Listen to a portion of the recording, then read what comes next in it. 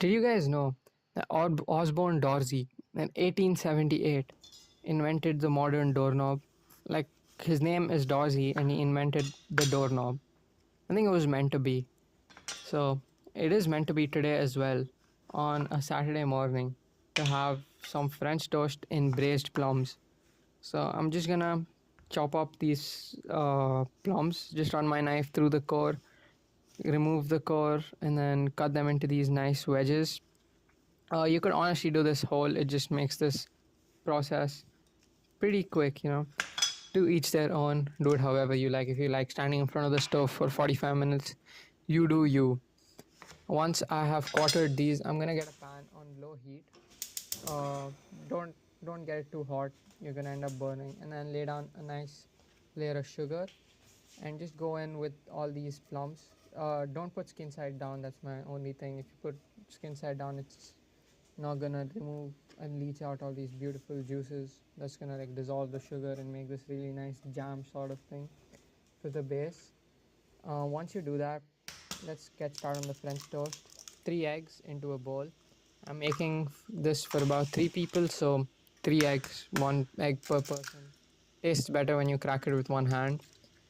To the eggs, we're gonna add about equal weight of egg yolk to sugar. I'm just eyeballing it. I don't know the recipe. Just if you have a sweet tooth, add a little more. If you don't like sweet, add a little less. To each their own. Cooking's all about you. You do what you want to do. Then you just want to beat the shit out of this. Yeah, there's nothing else to say really. You just want to get in there, dissolve all that sugar, emulsify all that sugar. Go in with a little bit of almond extract after that. You could go in with vanilla, but I'm bougie like that, so I'm not going to. And then add in a good amount of milk. You want this batter to be thinner than you would normally. Trust me, guys, that's the trick. You don't want your French toast batter to be too thick. That's why I don't use cream. That's why I even use milk. Just keep stirring your plums every now and then. Just make sure the sugar doesn't burn. Now, I'm also going to be making this kind of cream cheese, cream frosting thing, type of thing. I'm having a stroke. So just zest some oranges for that, and also zest one lemon. Go for the whole lemon. You want about equal parts orange and lemon zest. Yeah, that's what it. Run it through a microplane, run it through a grater, do whatever. Just ensure you don't get the white part of the lemon in the zest, because that's the bitter part. That's gonna make your cream taste really weird. Now into a large bowl, we're gonna go in with about a quarter cup of cream cheese. I'm not measuring anything, just eyeballing it. And to, to this cream cheese, I'm gonna add about half of the weight of the cream cheese in sugar. Again, I know this recipe is pretty sugar heavy, but I mean, we're trying to get diabetes here. I mean, this is French toast after all. Just break up your cream cheese and add a little bit of cream in there as well, and just keep whisking that until it reaches your desired consistency. About halfway through the mixing process, you're also gonna add in your zest. I just don't add it in the start, just easier to mix in everything.